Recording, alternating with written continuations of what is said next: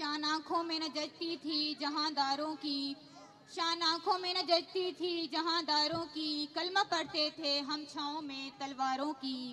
خردمندوں سے کیا پوچھوں کہ میری ابتدا کیا ہے، خردمندوں سے کیا پوچھوں کہ میری ابتدا کیا ہے، کہ میں اس فکر میں رہتا ہوں کہ میری انتہا کیا ہے، کہ میں اس فکر میں رہتا ہوں کہ میری انتہا کیا ہے۔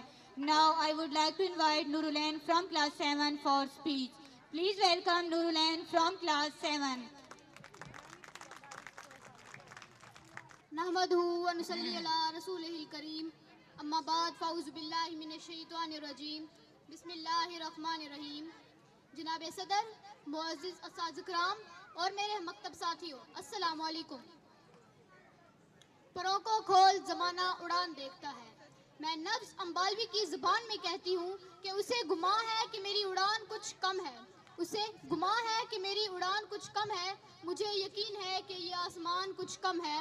پروں کو کھول زمانہ اڑان دیکھتا ہے، پروں کو کھول زمانہ اڑان دیکھتا ہے۔ صدر علی وقار، اس معدنیات کے سمندر میں غوطہ ہو کر دیکھا تو یہ معدنیات کی نادر دنیا آباد نظر آئی۔ معدنیات کی کائنات ہمیں ایک دعوت و فکر دے رہی ہے، ہمیں ایک پیغام دے رہی ہے کہ مبصر انسان اپنی صلاحیتوں کو پہچانے، اپنے خوابوں کو حقیقت میں بدلے اور دنیا کو یہ دکھائے کہ کیا کچھ کر سکتا ہے۔ اس لیے شاعر نے کیا خوب کہا ہے، قدم قدم پہ جو ڈٹا رہا عزم کے ساتھ، قدم قدم پہ جو ڈٹا رہا عزم کے ساتھ، اسی نے وقت کو اپنی راہ دکھا دی۔ جناب والا، خواب وہ نہیں ہوتے جو انسان سوتے ہوئے دیکھتا ہے، بلکہ خواب وہ ہوتے ہیں جو انسان کو سونے نہیں دیتے۔ جی ہاں، صدر علی وقار، خواب انسان کو سونے نہیں دیتے۔ ایسے خواب دیکھنے کی عادت مجھے شکیل اعظمی نے ڈالی کہ پروں کو کھول زمانہ اڑان دیکھتا ہے، پروں کو کھول زمانہ اڑان دیکھتا ہے، زمین پر بیٹھ کے کیا آسمان دیکھتا ہے۔ جناب والا،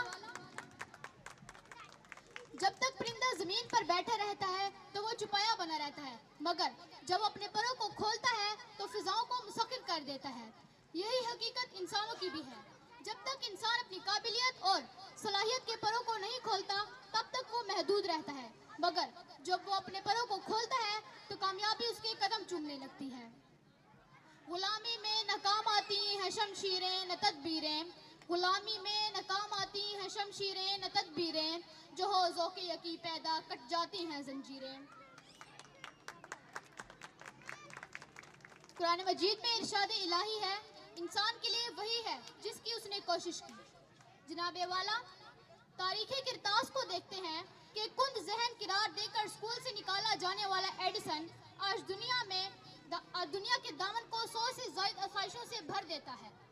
5 روپے میں فروخت ہونے والا قطب الدین ایبک دنیا میں اسلامی سلطنت کے جھنڈے گاڑتا ہوا نظر آتا ہے۔ صلاحیت کے سفر میں جو خود پہ رکھے یقین، صلاحیت کے سفر میں جو خود پہ رکھے یقین، وہ مٹی سے بھی نکالے کامیابی کا نگین۔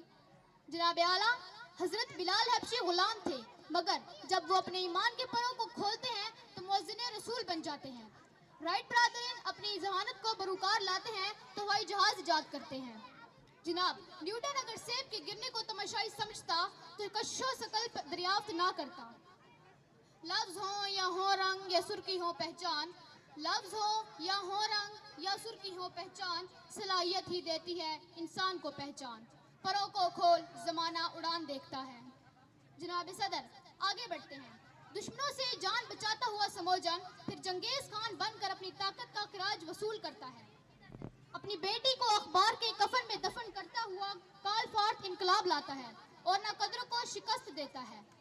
محسن پاکستان ڈاکٹر عبدالقدیر خان نے اپنے علم کے پروں کو کھولا تو ملک دنیا کی پہلی اسلامی ایٹمی قوت بن گیا۔ جناب والا، اگر سب لوگ ناکامی اور خوف کے ڈر سے اپنے پر سمیٹے رکھتے تو آج دنیا کہاں ہوتی؟ نہ شور کی ضرورت نہ لفظوں کا کمال، نہ شور کی ضرورت نہ لفظوں کا کمال، قابلیت خود بولتی ہے بنتی ہے مثال۔ جناب شکیل کاظمی کا یہ مصرع نسل نو کے لیے ایک پیغام دے رہا ہے کہ اپنے پروں کو خوف، سستی اور غفلت سے آزاد کرو اور دنیا کو انقلاب برپا کرو، کیونکہ جو گرا تو سنبھل گیا ہی کمال ہے، جو گرا تو سنبھل گیا ہی کمال ہے، کامیابی کا ہی تو اصل جمال ہے. شکریہ.